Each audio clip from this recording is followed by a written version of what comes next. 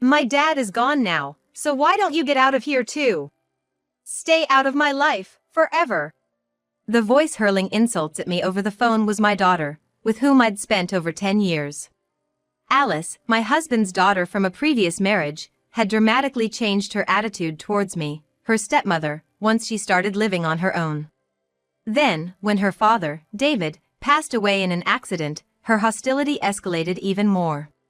She accused me of being a fake mother and even went so far as to demand that I renounce my inheritance from my late husband. After remarrying David, I had striven to build a good relationship with Alice. But her incredibly hurtful words shattered my resolve. I became exhausted and indifferent, finding myself agreeing to renounce the inheritance. 3 days later, you knew it, didn't you? You knew and kept quiet about it. Do something about it. My daughter frantically called me, her voice strained with panic. Just a few days ago, she had told me to stay out of it, and now, she was desperately screaming for me to fix it over the phone. Feeling a deep sigh escaping my lips, I responded in a chilly voice. My name is Naomi Parker.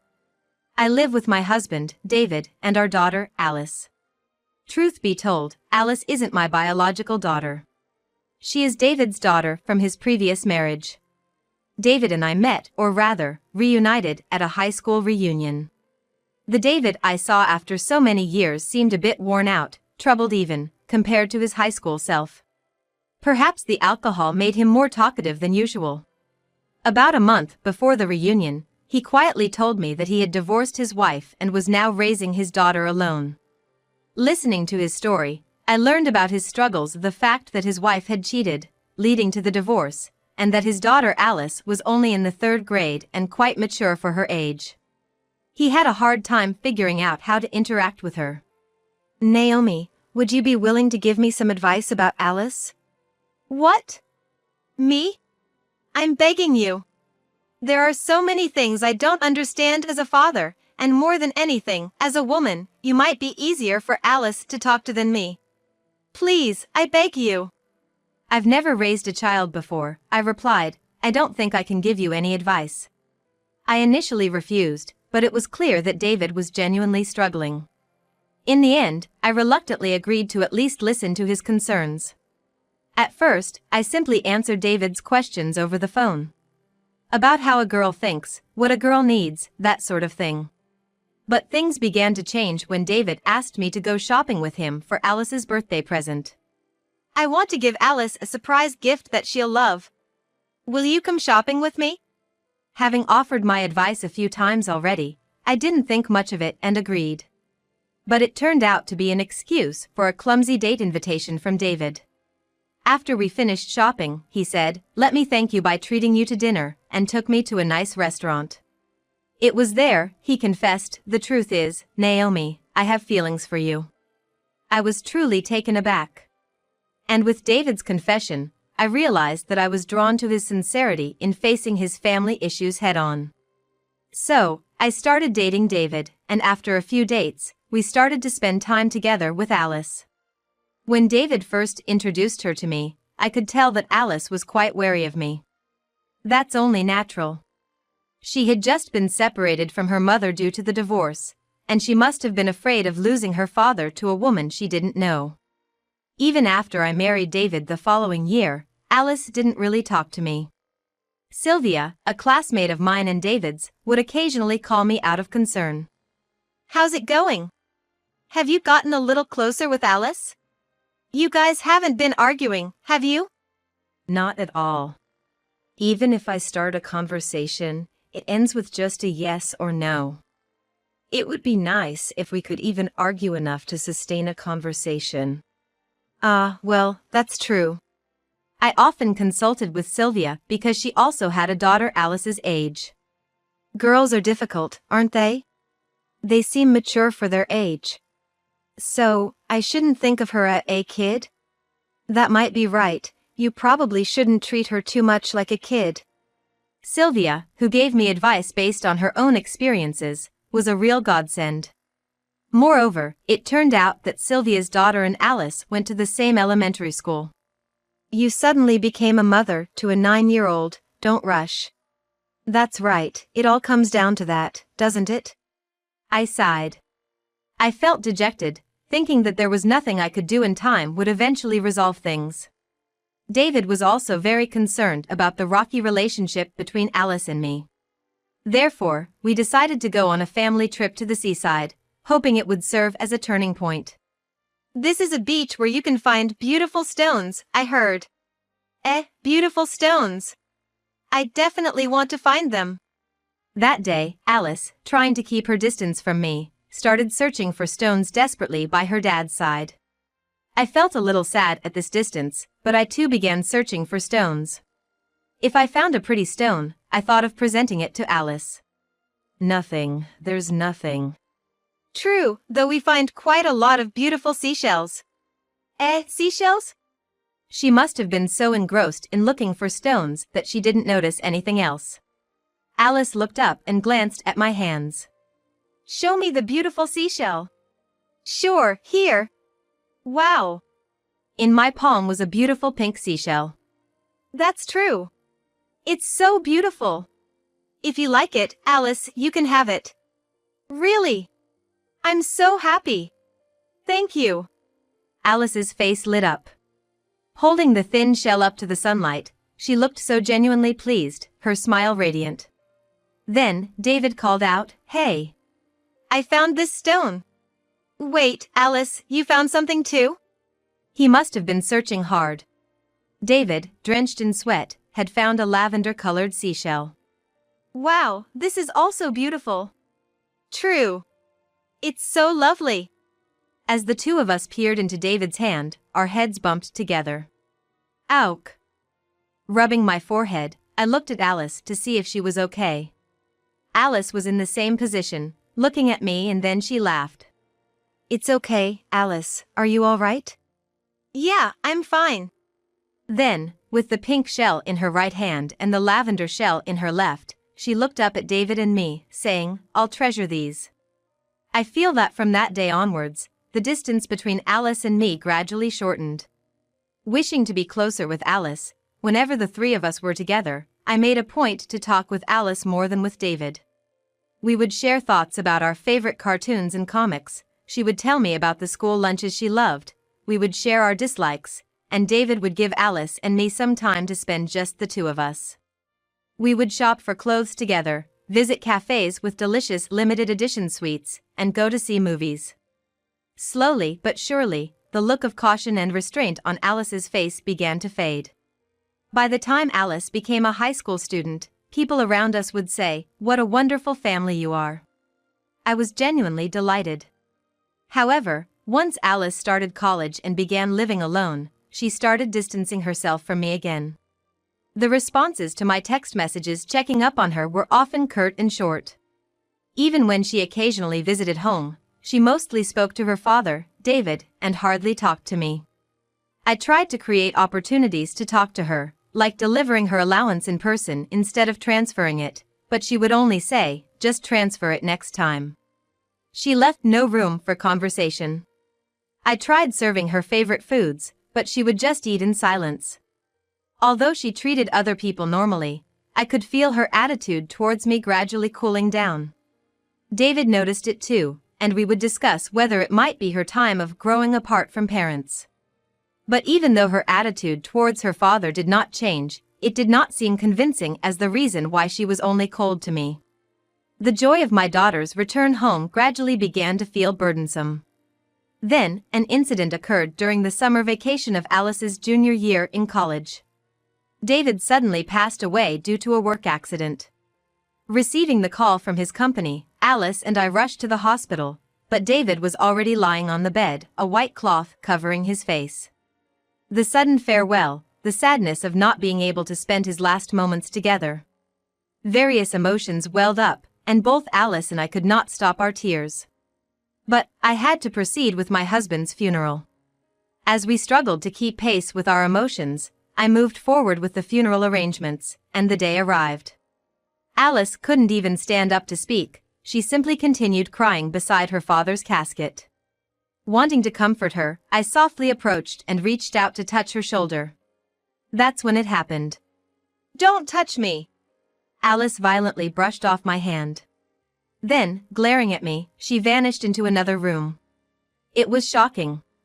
The loss of my husband was shocking enough, but on top of that, the strong rejection from my daughter struck my heart hard.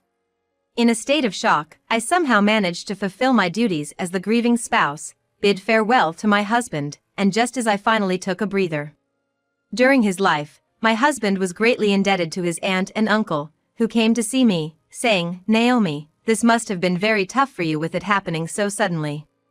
Moreover, other relatives began to gather around me, and naturally the conversation turned to David's inheritance.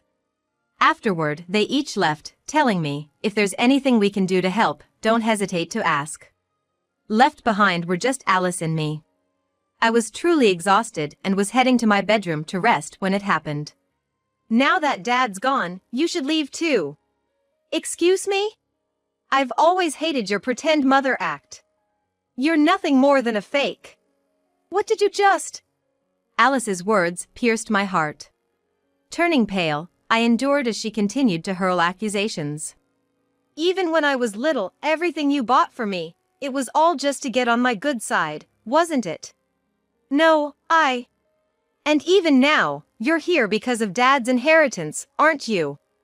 I heard it. I heard the aunt and uncle saying that Dad left behind a fortune of $3 million. Alice, that's not. I will never give it to you. Relinquish your rights to the inheritance. Don't ever come near me again." With a twisted smile on her face, Alice glared at me. I realized I couldn't take it anymore. "As you wish, I will relinquish my inheritance rights. I'll leave this house and everything related to your father to you. I won't have anything more to do with you." Upon hearing my words, Alice laughed with a triumphant expression. I might have imagined it, but there seemed to be a sense of relief in her expression. The next morning, I gathered my belongings and returned to my parents' house.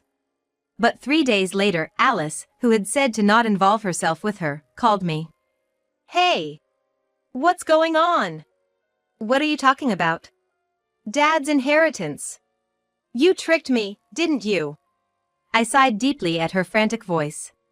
In fact, David's inheritance was indeed $3 million, but it was in debts. On the day of the funeral, the relatives and I discussed that due to David's business failures, there was a debt of $3 million, and we should renounce the inheritance of the debt as soon as possible. Having only heard fragments of the conversation, Alice had apparently assumed that $3 million was coming her way. Moreover, she had incurred a debt of $5,000 through credit card loans. Facing her own debt and the impending pile of her father's debts, Alice was in a frenzy. "You knew, didn't you? You knew it was $3 million in debt and you stayed silent. Do something." "Yes, I knew. And I also knew about the $5,000 debt that Alice had incurred, which I learned from Sylvia's daughter. I had planned to relinquish David's inheritance, take on Alice's debt, and support each other as we moved forward in life. But, after the altercation at the funeral, I realized that such a life was impossible. So I told her, "You were the one who said to stay out of it. You and I are strangers now, and I can't help you anymore." Interrupting Alice, who was screaming something on the other end of the phone, I quietly hung up and blocked her number. It had been almost 3 months since David's funeral. Having renounced the inheritance, I had moved out of the family home and was living alone in a small apartment. I had set up a picture of him, a vase of flowers. "I'm sorry, I couldn't protect your precious daughter," I told the picture of David. I had been filled with regret ever since I had fought with Alice over the phone and ended our relationship. Despite knowing that Alice was already in debt, I had pushed her away when she ended up taking on even more debt. Lost in thought and feeling uneasy, the phone rang. It was Sylvia. "Naomi, Alice is in serious trouble." The panicked message Sylvia conveyed was as follows. Alice had been so shocked by the $3 million in debt that she had become a recluse, unable to do anything. Obviously, she hadn't been able to renounce the inheritance. I had assumed that Alice had done so after the incident. "You have to apply to renounce the inheritance within 3 months, Naomi. What are we going to do?" I felt as though I was going to faint upon hearing Sylvia's words. It was almost 3 months since David's funeral. If we didn't hurry, Alice would definitely end up with a debt of $3 million. But I couldn't respond immediately. On the day of the funeral, Alice's words had been stuck in my mind. I really hated being treated like a mother all the time, even though you're a complete stranger. She had said this with a distorted smile. What if I tried to help her again and was rejected in the same way? Remembering Alice's eyes that day, I was too scared to do anything. I can't do it. What if she tells me again that I'm not her mother and to stop pretending? Naomi. Then it happened. Just when I couldn't bring myself to rush to Alice, the pendant that my husband had given me, which was placed near his picture, fell. Out of the blue, I decided to open the pendant. To my surprise, inside it were the lavender and pink seashells we had picked up on that family vacation day, along with a short note. Apparently, David had secretly kept what Alice had discarded. The letter read, "We were able to become a family thanks to these stones and shells that day. I hope we can always stay as a family and get along well," written in David's handwriting. I was overwhelmed with tears. That's right, I wanted to be Alice's real mother. I remembered that I wanted to be a real family with David's letter. Rushing to the apartment where Alice was living alone, I rang the doorbell. Alice, who looked terribly worn out, opened the door. "What are you here for now?" Her eyes were full of hatred for me. She didn't listen to what I had to say and tried to send me away. "You're the one who abandoned me when I asked for help. What are you doing now? Just leave me alone." She said this and began throwing whatever was close at hand. I was on the verge of breaking down under the weight of her rejecting gaze. But, in truth, I don't want to give up on you. I don't want to give up on being your mother. Yes, there were things about your behavior back then that made me think. There are parts that I still can't accept. Feelings that are hard to forgive. However, my feelings of love for Mika as my daughter, and my feelings of cherishing her, were real emotions inside me. I reached out to hug Mika, pouring out all my feelings that I'd held in until now.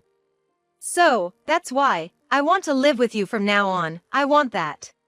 Hearing this, Alice stopped throwing things, perhaps she couldn't hold back any longer. And she began to sob violently in my arms while she thrashed about. And, while crying, she told me that when she first saw my face, she was scared. That she might lose the memories and time she had with her real mother. That she knew I was kind to her. That it was painful not being able to accept that, even though she knew.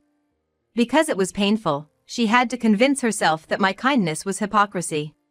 She's just doing it to be liked by Dad. The arm of Alice, who until then had been pushing away from me, I felt wrap around my back. We cried out loud as we hugged each other. The next day, we rushed to see the lawyer. The lawyer who had informed Alice about her father's debt.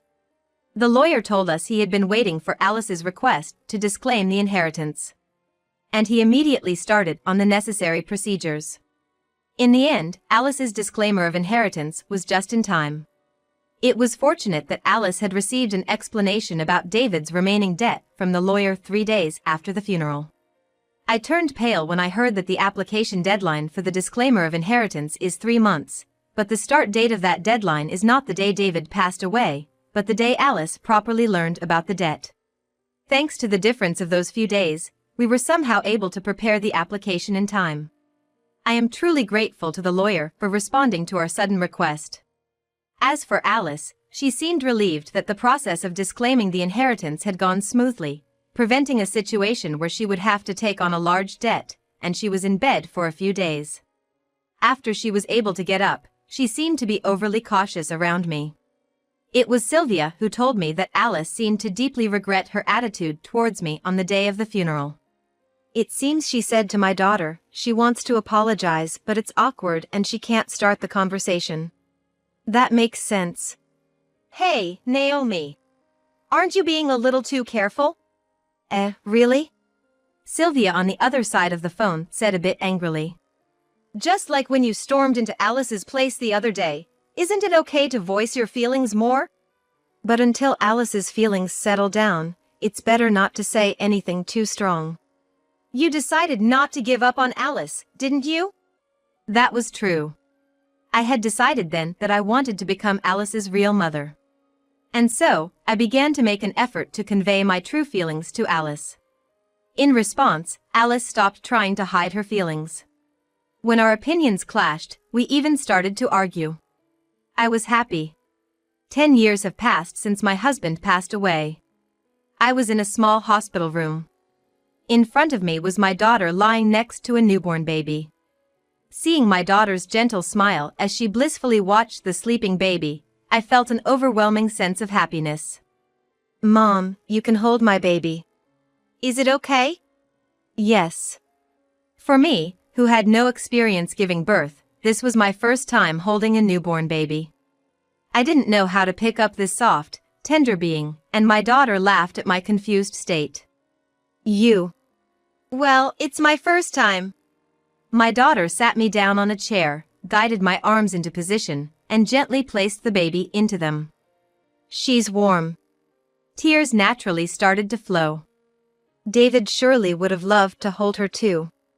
You wanted to show your father the baby, didn't you, Alice? Alice then laughed again.